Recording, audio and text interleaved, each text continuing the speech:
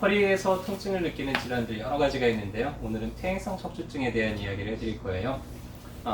조금 연세가 있으신 분들이 앉았다가 한참 있다가 일어나려고 그러면 허리가 빨리 하면서 아이고 아이고 아이고 아이고 아이고 아이고 이러면서 한참 두드리고 또 한 5분쯤 10분쯤 지나면은 이제 그때서야 조금 이제 움직일만 해지고 아마 이런 분들이 있을 거예요. 그래서 어떤 분들은 얘기 들어보면 버스 타고 가다가 미리 한정거장에 일찍 일어나가지고는 미리 좀 이렇게 몸도 풀고 이렇게 준비를 하고 내린다 그러는데요. 그런 분들이 퇴행성 척추증이 있을 가능성이 상당히 많습니다. 오늘은 이게 어떤 질환이고요. 또 어떻게 좀 예방하고 관리를 해나갈 수 있는지 그런 거를 중심으로 이야기를 해드릴 거예요. 일단 건강한 척추는요. 마진이 아주 깨끗합니다. 그리고 디스크도 높이가 거의 한 5mm 정도 많이 두꺼워요. 근데 이제 점점 퇴행화가 돼갈수록 디스크가 좀 얇아져요. 색깔도 좀 어두워지고 얇아지고 그러다가 나중에는 디스크가 완전히 이제 짜부라지게 되고요. 그러면서 뼈끼리 자꾸 이제 부딪히기 시작을 해요.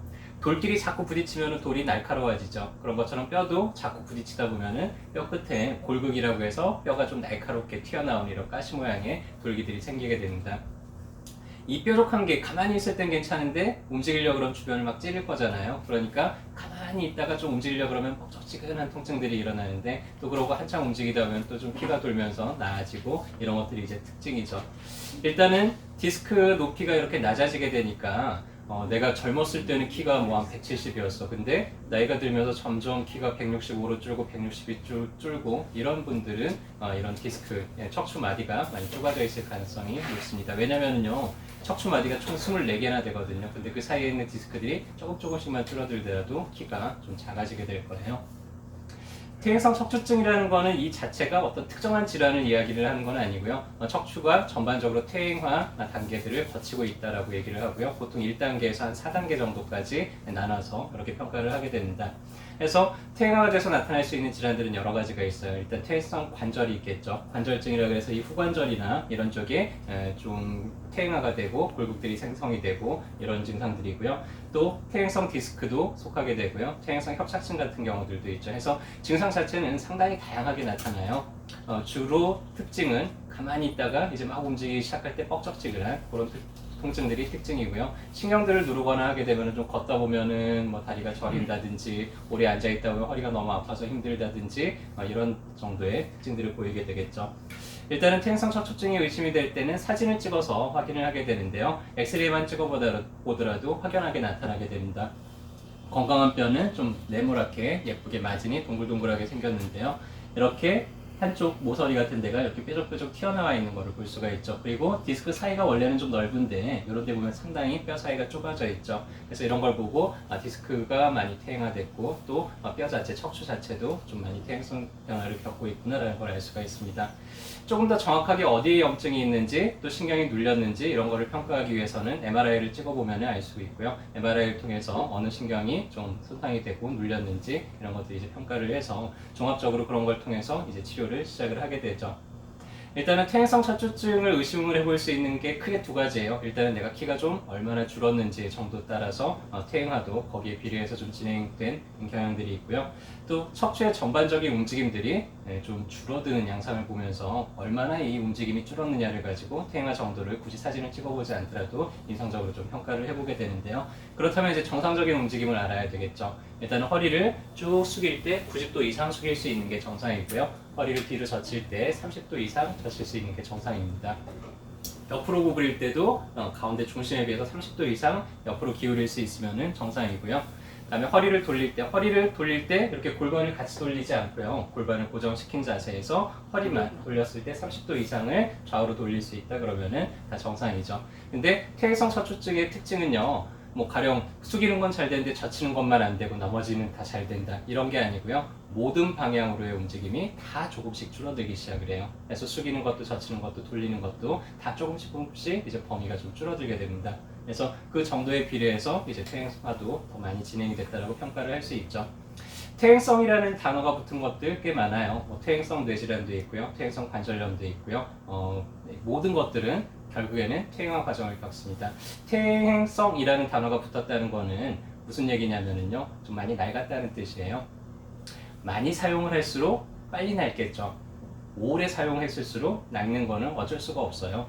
그래서 한 번 낡은 거를 그러면 새 걸로 만들 수가 있느냐? 그거는 여러분들이 다시 깐난쟁이로 다시 태어나는 수밖에는 없고요. 하지만 좀 낡았어도 잘 보수하면서 잘 고쳐가면서 사용을 하면 그래도 한동안 좀 더 쓸만해지고 그럴 겁니다. 그래서 퇴행성 질환의 치료는 완치라는 개념은 없습니다. 다시는 안 아파지느냐? 그건 아닌데 지금보다 조금 더 움직임이 부드러워지고 지금도 조금 더 견딜만해지고 이런 식으로 이제 치료 방향을 잡아가게 되죠. 그래서 어깨동무에서 이제 퇴행성 질환에 가장 많이 추천을 해드리는 조합은 봉독하고 강고라는 조합이에요. 퇴행화가 됐다는 거, 한참 가만히 있을 때 그쪽에 피가 좀 안 통하다가 마치 우리 기계를 돌릴 때도 마찬가지, 기계가 좀 오래돼서 낡았어요. 그리고 처음 시동을 딱 걸어가지고 하려고 하면 되게 소음이 삐그덕삐그덕 하면서 소음이 크죠. 근데 조금 계속 기계를 돌리다 보면은 좀 기름도 돌고 열도 나면서 조금씩 부드러워지고 할 거예요. 그런 거하고 비슷합니다. 그래서 주변에 충분히 피가 좀 잘 통하게만 만들어주면은 그런 것들이 좀 더 빨리 부드러워지게 만들어줄 수가 있고요. 그런 도구로 가장 많이 사용하는 건 이제 봉독이죠. 벌에 쏘면 좀 붓고 가려운 것처럼 봉독을 이용해서 그 국소 부위를 살짝 붓고 가렵게 만들어서 그럼 빨갛게 부으면서 이게 뜻하는 게 그 주변에 피가 좀 많이 모여들고 있다는 얘기죠. 그래서 평상시보다 한 5배에서 10배 가까이 피가 몰려들면서 주변에 좀 잘 재생이 안 되는 것도 좀 더 재생이 되게 만들어주고 조금 더 기름이 잘 돌게 그렇게 만들어줄 수가 있습니다. 그런 상황에서 이제 강고란 처방을 하게 되는데요. 강고란은 척추 관절들을 좀 튼튼하게 만들기 위해서 보완된 처방이에요. 뭐 진통제처럼 먹자마자 통증이 가라앉고 이런 효과는 없습니다. 근데 꾸준하게 드시다 보면 한 달 지나고 2달 지나고 나도 모르게 아침에 일어나는 게 되게 부드러워졌네, 관절 뻣뻣한 게 좀 많이 사라졌네, 보통 한 2달 정도 지났을 때 가장 효과가 좋고요. 이런 식으로 이제 조합을 해서 한 2달 정도 치료를 하고 나면은 한 80% 정도 증상이 개선되는 그런 효과들이 있습니다. 그리고 만약에 내가 체중이 많이 나가면서 허리나 뭐 고관절, 무릎, 발목 이런 데가 좀 문제가 있다 그러면은 반드시 체중을 조절을 하셔야 돼요. 내가 한 5kg가 늘어났다 그래서 내 허리, 무릎, 발목에 5kg만큼의 체중 부담이 더해지는 게 아니고요. 보통 곱하기 한 15배만큼의 부담이 더해진다고 합니다. 그러면 내가 반대로 체중을 한 10kg만 뺐어요. 그럼 내 무릎이나 내 허리에 체중 부담이 150kg만큼이 사라지는 거예요. 얼마나 가벼워지겠어요? 그래서 내가 좀 이런 관절들의 퇴행을 겪고 있고 그 다음에 내가 좀 체중이 나가는 편이다 그러면 반드시 체중 조절을 좀 하셔야 되고요. 그래서 어깨동무에는 관절 다이어트라고 하는 특수한 프로그램이 준비가 되어 있는데요. 좀 연세가 많으신 분들한테 이런 문제가 많잖아요. 연세가 많으신 분들도 좀 안전하게 체중을 줄이면서 그러면서 단기간 안에 좀 무릎이나 관절들, 허리들을 좀 보강을 할 수 있도록 고안이 된 그런 프로그램입니다. 우리 기어가 이렇게 정확하게 맞물릴 때는 소음이 별로 없을 거예요. 그쵸? 근데 이게 살짝 틀어졌어요. 그러면은 어디선가는 이게 자꾸 닳기 시작을 할 거예요. 그럼 카랑카랑거릴 거고요.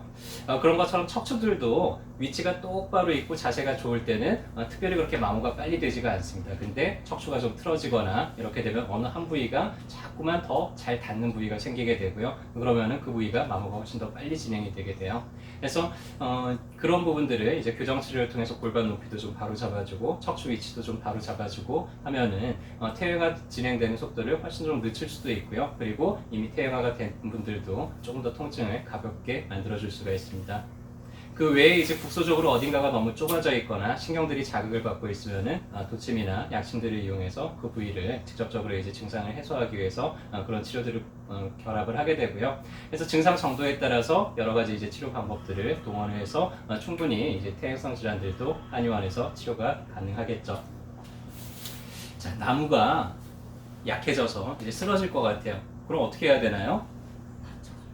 이렇게 지지대 같은 거를 받쳐주면 나무가 좀 잘 서 있을 수 있겠죠. 여러분들의 허리가 퇴행화가 돼서 약해져서 막 이제 쓰러지려고 그래요. 그럼 이제 어떻게 해야 될까요? 그때는 근육을 키워줘야 됩니다. 나무를 받치는 지지대 역할을 하는 게 우리 몸에서는요, 근육이에요. 우리가 허리라는 거는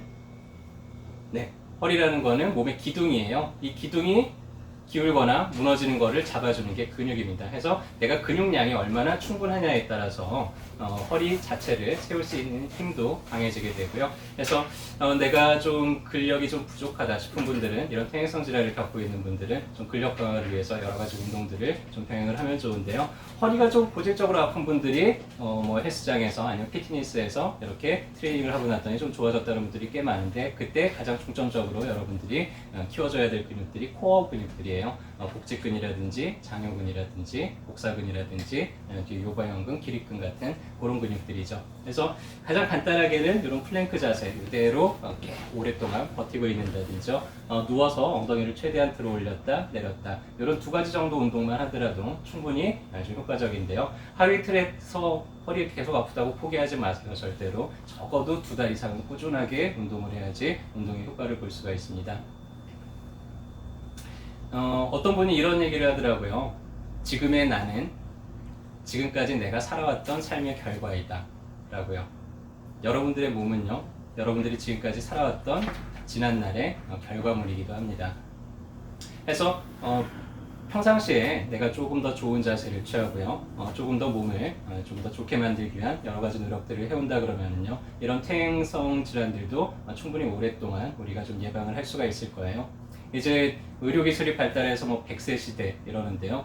최근에 나오는 또 연구들을 보면은 이런 유전자 치료 기술이 발달이 되면서 한 200살까지도 살 수 있다 뭐 이런 얘기도 나오더라고요. 근데 여기저기 아프면서 그렇게 오래 산다는 게 어떤 사람들한테는 축복이 아닐 수도 있을 겁니다. 그래서 그때를 대비를 해서요. 지금부터라도 조금 더 좋은 자세 또 좋은 것들을 위해서 좀 노력을 해주셨으면 좋겠고요. 한의원에도 자주 오셔서 이렇게 미리미리 좀 큰 병 생기기 전에 미리 이렇게 예방적인 치료도 하고 이래가면서 남은 인생들보다 좀 건강하고 활발하게 살아가는데 제가 하는 강의들이 장 보탬이 되었으면 좋겠습니다. 감사합니다.